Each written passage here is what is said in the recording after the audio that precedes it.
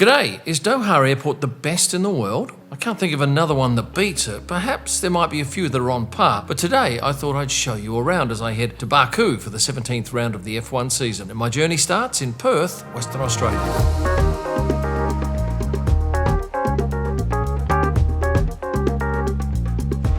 Now there are only 2 check-in counters for business class. Everyone else has to check in over here at the automated machines. The check-in was quick and my bags had now checked all the way through to Baku. So now it's up to the lounge. I'm not even sure I'm going to have any time because at the moment we're an hour and 10 minutes away from taking off. Now there's a bit of work going on in Perth Airport at the moment, so there's not many shops available up here.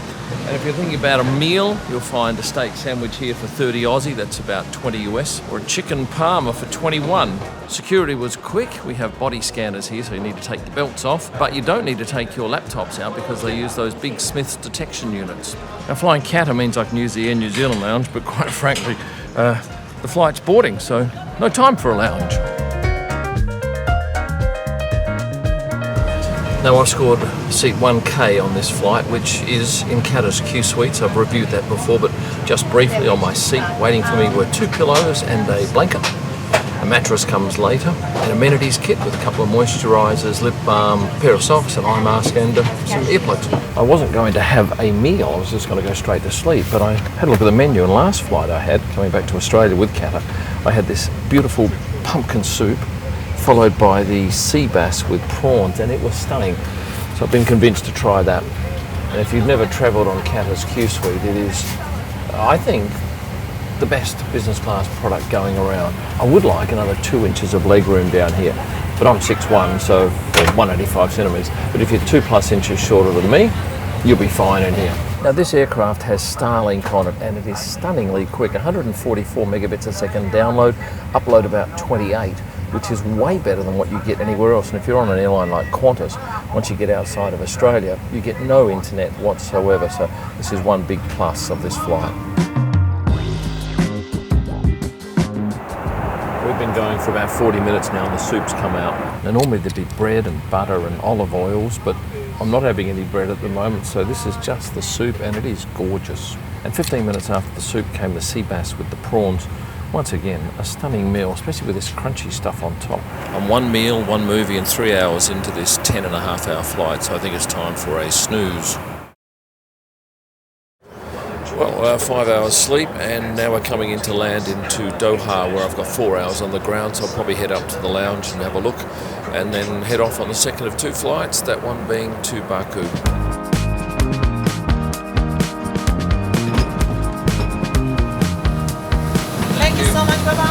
This is such a stunning airport. It'd be great if all airports were like this. It's spacious, it's huge.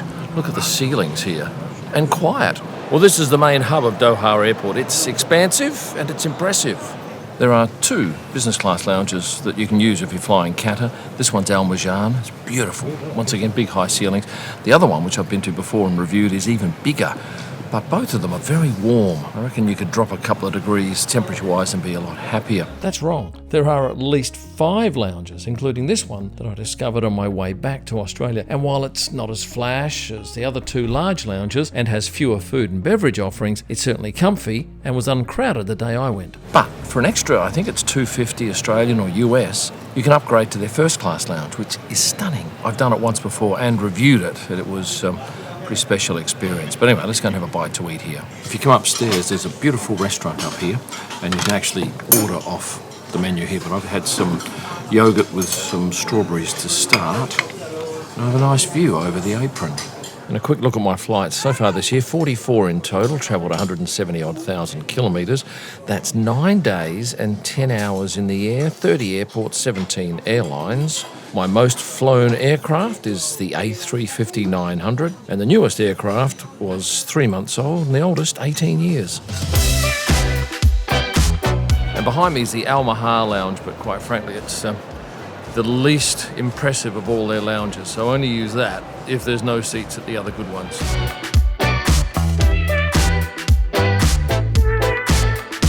If you're after duty-free here in Doha, plenty of choice on offer. I priced these 2 products in Perth and in Doha, and look, Pretty much exactly the same for the whiskey, but a $5 difference in the pricing of the Belvedere. The airport offers a startling array of shopping. Of course, there are a number of duty-free stores, but perhaps high-end fashion is more to your liking. Both men and women are well catered for, with stores offering everything from bags and scarves, suits and jeans, shirts and shoes, and anything else that you're chasing at that top end. There's also more normally priced fashion and sporty options, and if you're feeling peckish or craving a drink, you will be absolutely spoiled. There are so many fast food options, sit-down restaurants, coffee, more coffee, Asian, Italian, local food, and every other type of cuisine you could think of. And yes, sweet treats till your heart's content. Jewellery, tick. Watches, plenty of choice, but strangely no Rolex store. There are several foreign exchange desks, but none of them offer great rates. Need some last-minute luggage airside? Major brands are well represented. Sunglasses? Yes. Electronics? Yes too. Cosmetics? Yes. Plus convenience stores. And even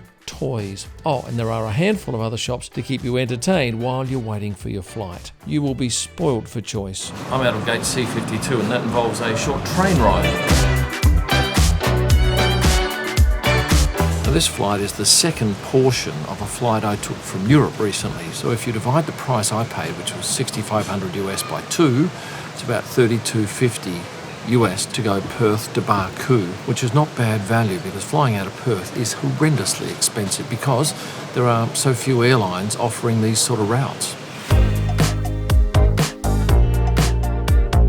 Well, I'm on board QR 353 now, and there was no air bridge, so we had the bus, the business class bus, out from the terminal to this stand.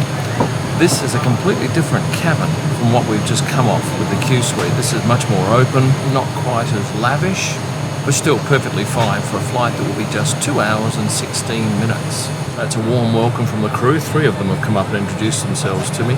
It is a Boeing 7878, 11.6 years of age. There are 22 seats in business class and 232 back in economy. But today, business isn't full, and I don't think economy is either. Very nice flight. Good breakfast too. And that one had no turbulence whatsoever, the complete opposite of that first flight. Then I have a driver meeting me to take me to my hotel. And I can tell you it's always worthwhile getting a driver because the taxi drivers here are a little scammy. Well, they're smiley all right, but they're always trying to get at you. And I can tell you that if you haven't got cash, it can be a bit of a grind. Luckily, I've paid online for my transfer, so no cash required. Oh, and what is the currency here? The Manat, M-A-N-A-T. 2 minutes to get through immigration. That is exceptional. And look, 3 drivers here to greet us in the arrivals hall. And a short wait for my luggage, and now I'm out here into the general population with my driver over here. And it'll be about a probably 35-minute drive to the city, unless the traffic's bad, as it often is. I'm staying at the Marriott Hotel, but the Marriott's actually inside the track. To get in, I have to be dropped off here. And then another car, which has a separate sticker or plate, is allowed to take me inside the track. And then it was up to room 640, a larger than normal room with a stunning view over the main strait. We're about 500 metres from turn 1, and it's a lovely street full of restaurants. This is the best place for a Napolitana pizza that I go to all year.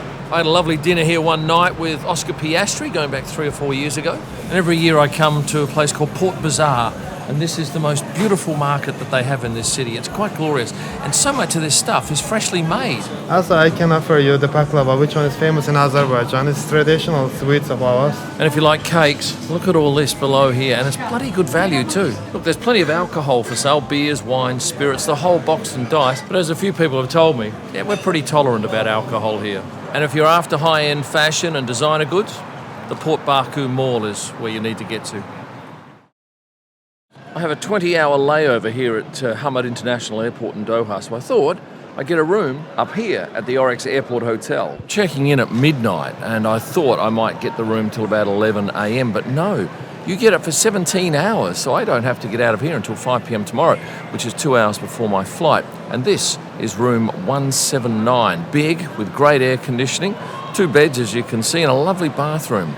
There's only 100 rooms in the hotel, and I paid about $400 US for my room, which is on the expensive side, but when you look at it, if I was to go and get a taxi into town, you'll lose an hour there and back. You might save a couple of $100. You'd have to clear immigration and customs, and I'd probably have to check out by 11 or 12 instead of 5 p.m.